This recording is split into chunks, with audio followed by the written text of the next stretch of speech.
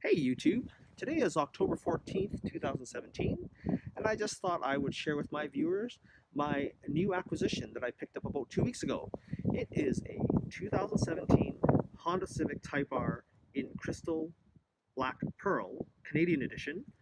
Bought it with 20 kilometers on it, and I have been actually on a Type R wait list since last April, and it was actually for a championship white model. However, those are far and few between, and I was impatient, and coincidentally, some fool decided not to actually take their black Type R, so it ended up being in my possession. So, brand new, never driven, aside from the service manager, who I am personal friends with. But they called me up one night and said, "Hey, we have a Type R here that's not white, but I still think you should come down." So I did, and of course, one thing led to another, and I managed to buy this car. Now, unlike our unfortunate American counterparts, Canadian dealers don't sell a penny above MSRP, according to Honda Canada's bulletin. And so I managed to pick up this car for $42,560 at the local Honda dealership, and then that includes the freight and PDI costs, but no taxes. The other thing is um, I got a bunch of pack-ins. I got free all-weather mats, the high-weather mats, as well as the free trunk tray that actually says Type R on it, interestingly enough. And so I couldn't say no and decided that it's high time that I buy myself the car that I wanted when I was in my early 20s. Now, as far as styling is concerned, it is certainly loud and different. It is a bit on the bold side, but the point of the matter is that you buy a car like this because, well, according to Honda at least, all the pieces here are functional. And I am actually one of those few people that have actually tracked my car in the past. I actually had an EG Type R hatchback years ago that I sold and continue to regret each day. So no more regrets now that I have a new toy. It's very pretty, for sure. Um, my buddy, he wants a Ford Focus RS, and I have a friend that's got an STI. They're all really nice cars, right? I'm a big Honda guy, and so this is going to be my last fun car because I'm starting to get too old for a vehicle like this. But anyways, overall the car is good. I will have some other footage of me peeling the factory plastic off the vehicle, but this is what the inside looks like. This is not the first Type R video. It's got the funky suede panels. I don't even know what the heck it's called. Some fancy name. We've got our awesome, I guess we'll say, Recaro-inspired seats that now Honda actually builds themselves. Again, using this fancy suede-feeling material. The seats are very well bolstered. I'm a little Asian guy, so it fits me well. My buddy, who's a larger Caucasian fellow, finds that the seats are a bit too small. So each their own. They're definitely better made or more comfortable than the Ford Focus RS seats. But again, different strokes for different folks. Red seat belts. We've got our infotainment system here, still wrapped in the factory plastic because I don't have a screen protector and I don't want to scratch it. The Canadian editions are fortunate enough to have the built-in wireless Qi charging system, which I guess our US counterparts don't have that and have to pay an extra $250 just for the part plus installation. Got our wicked aluminum shift knob, 6-speed transmission, very good quality tranny from Honda. It shifts like a hot knife through butter. There's my unit number. It is Civic Type R number 1985. I've got a variety of USB outlets in the bottom here, as well as power outlet and more USB in the bottom for updating the navigation and charging your tablet. Got a center console, the usual sort of Honda Civic issued storage compartments. There's nothing glorified about this car, I'll be really honest with you. You pay more money for them to strip out everything. On the Canadian version, they don't even have the HomeLink system, which is unfortunate. Canadian edition Civics, Civic Type Rs at least, have a improved side view mirror than our American counterparts. We've got the LED side mirrors as well as the lane watch camera, which I know the US model does not have. Got our gigantic Brembo front brakes only that are drilled, and if I remember correctly, it uses a crazy aggressive ceramic pad. They squeak when you're coming up to a slow stop, which is super annoying. But nonetheless, they work great. They're mounted onto a set of lightweight Honda alloy 20-inch rims with the red pinstripe detailing, which looks really sharp actually on any Type R. And of course, they've put a set of shoes on here, Continental Sport Contact 6, which work exceptionally well but have the most horrid tread wear life ever. My understanding is that I'll get maybe 10,000 miles out of them before they need replacing. View of the front. Now, when I bought this vehicle from the dealership, it was basically bought as is. I didn't get them to put any protection film because the dealership just charges way too much. So I actually went to a local joint and had the entire front bumper, so any painted surfaces, wrapped in protection film. And I even did the entire hood. So this is all actually wrapped in paint protection film. Front fenders are completely wrapped. And then the lower door rocker panels and lower portion of the door, they're all done as well. So it looks really clean and it was really well done. I've tinted the back windows here with 20% tint, which is the equivalent of factory tint from Honda, like you'd find in their Pilots and Odysseys. And I deliberately, by the way, chose not to tint the front windows because, at least here in Canada, tinting your front windows is illegal, and I don't want to contend with police officers, especially an Asian driver like myself, driving a car like this, that I don't make stereotypes, I only see them when I get pulled over. So, here's back view. Sorry I covered my plate because I do respect my own privacy. Got our triple exhaust tips. Now for those wondering why the 3 tips, left tip, right tip are both actually for exhaust, and then that center pipe is actually a tune pipe specifically meant to, it's a passive tune pipe that's meant to eliminate droning at higher RPMs that are atypical of vehicles with aftermarket exhaust systems. So that's actually quite nice. It almost does too good of a job because the car is exceptionally quiet and it doesn't sound overly aggressive, which I guess I'm not going to complain.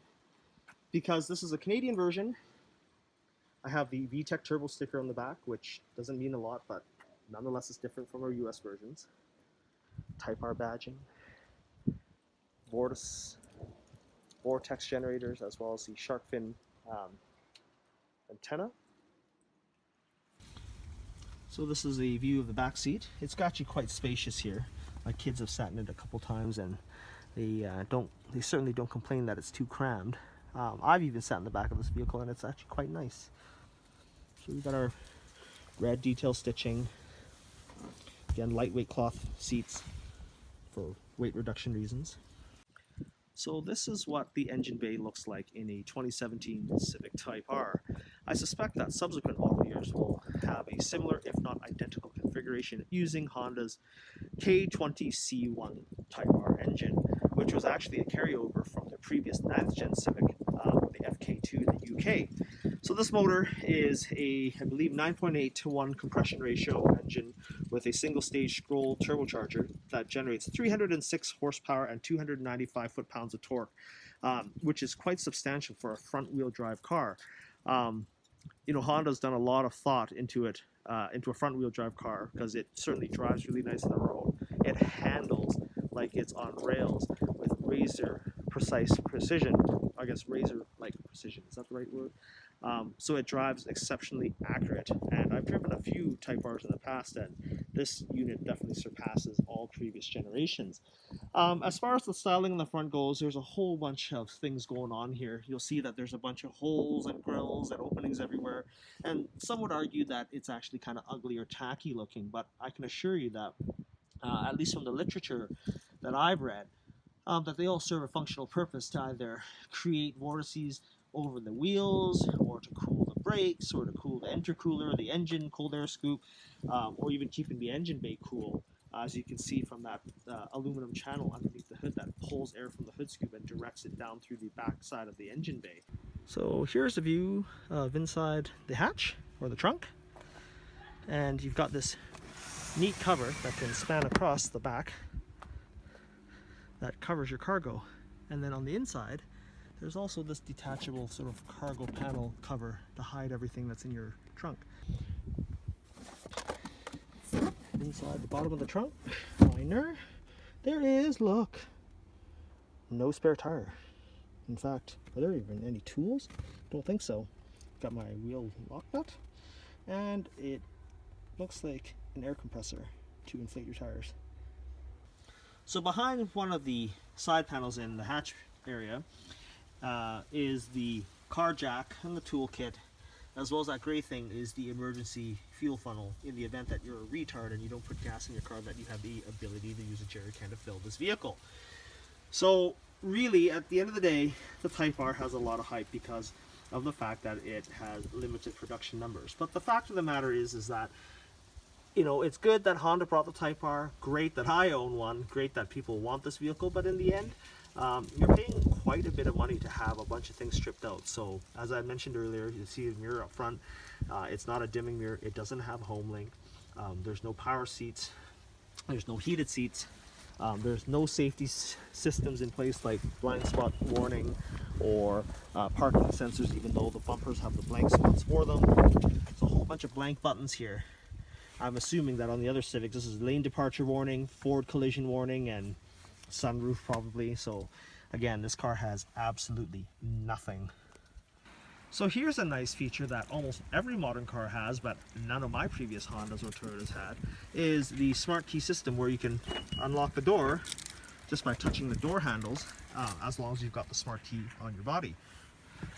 Oh, by the way, down there we've got our nice sort of race style pedals, which is a nice touch. You can see there's my Honda Civic all-weather mats, supposedly all-weather with the high sidewall, but kind of dumb design, guys, because you see the dead pedal there? Why is that not covered, and where's the high wall on that? If I drive onto an incline, any snow or water, if there was ever any on this mat, it would just simply dump forward. Bad design, Honda. So here's a neat touch that when you get in the car, you saw that Honda logo show up on the digital instrument cluster and then kind of vanish away.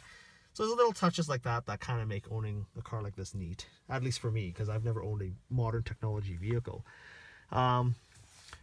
Nicely made steering wheel that fits the hand really good. I don't wear driving gloves, but apparently people love it when they wear driving gloves. The usual red Type R badging. You know, you got your radio and Bluetooth phone controls and cruise. And yeah, just this 3-spoke layout just works. On our left, we've got our fog light controls. It also supports auto headlight, which, by the way, are LED headlights and LED fog lights on the Type R. It's a nice upgrade. Not HIDs, LEDs.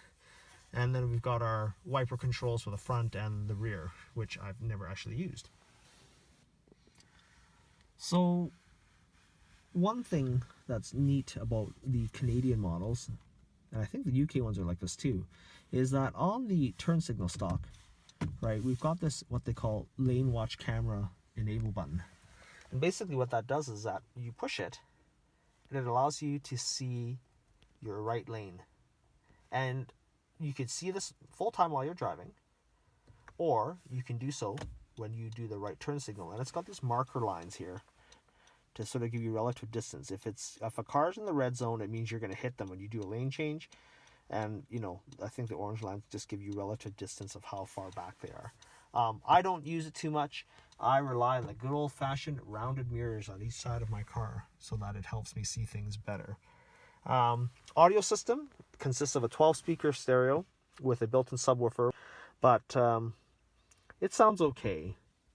But it's not the greatest quality stereo in my opinion. I don't know why people say the Civic Type R stereo is actually very good. I think it sucks, actually.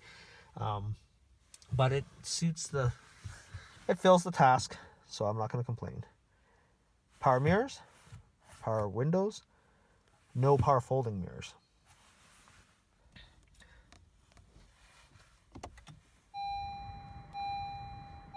So that's the startup sequence of the car. So as I mentioned earlier, this is the infotainment system. This is the brain of the car, where, you know, your phone connects to your Bluetooth music, your climate control, as well as your vehicle settings are all sort of configured in the infotainment system, which is nice because it's a one-stop place with a large screen to see everything, but it's bad because if this infotainment system goes, it's like 3,000 American just to buy the part, not including labor. And I mean, I have yet to have a Honda's unit fail. I had an Odyssey previous to that controlled a bunch of things and it never failed, but knock on wood, you know, if it goes, you better sure as heck hope you have warranty or Honda Plus to cover the damages. The usual, we've got our climate control, some basic climate control functionality here, temperature adjustment, auto mode, sync, and of course it's got a built-in GPS system that is actually supplied by Garmin, which is nice because you get free Garmin map updates for the next 5 years when you buy a new Honda Civic. So much better than Honda's lame proprietary systems previous to the Garmin, and of course Garmin is probably more accurate and the routing algorithms are much better than the Honda nav systems of previous cars in previous years. This is what the car looks like. Info cluster. I'll start the car. Press the clutch here and hit my start switch. So I just started the car. It's quite smooth, quite quiet. But you can change your driver modes as you're driving. Comfort mode, every time you start the car it defaults in sport mode, and then you can go into plus R mode. So as I change the modes around, sport's always default when you first start the car, but if you're driving, say, long distances, comfort's nice because it softens up the damping and it really feels a lot like kind of like a Honda Civic sedan, like a normal Civic or even an Accord. And it just drives really good. Every time you shut the car off and start it back on, it's sport, and this is default because it's fun and it's great when you're sort of commuting to and from work. Not too stiff, and certainly the car is very responsive and fun to drive.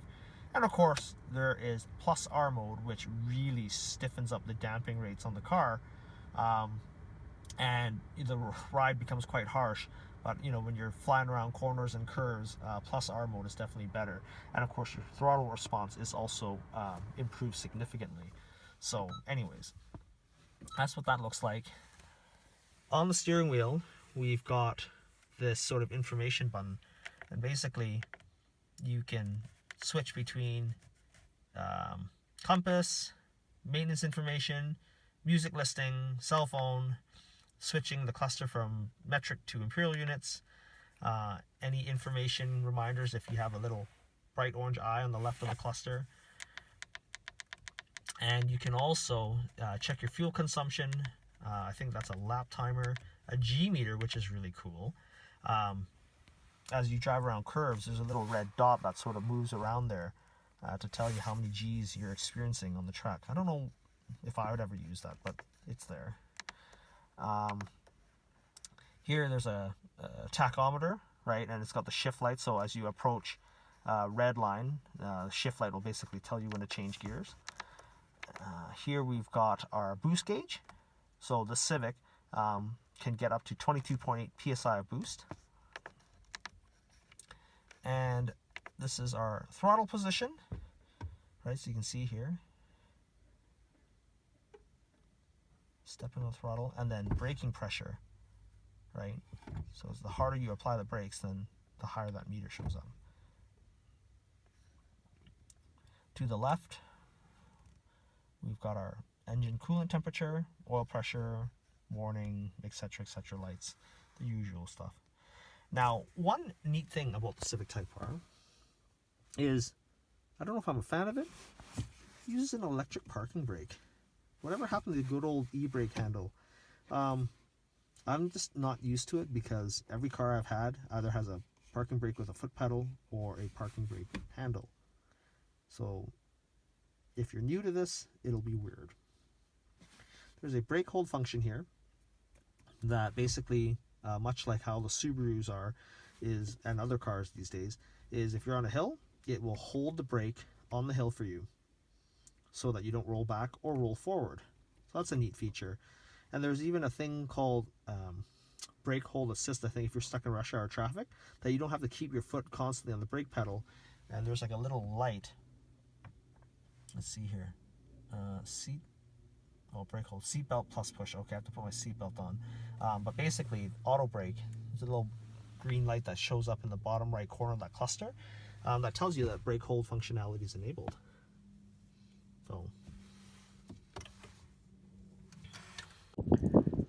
So there you guys have it. That is my walk around video for my 2017 Honda Civic Type R hatchback. It's a neat looking car. It's sure as heck fun to drive. It sure as hell cost me a pretty penny, but it was well worth every cent. I don't intend to drive it a whole heck of a lot, but if you do, feel free to give me a high five or a wave. And if you like this video, give me a thumbs up and consider subscribing to my channel. Thanks for watching.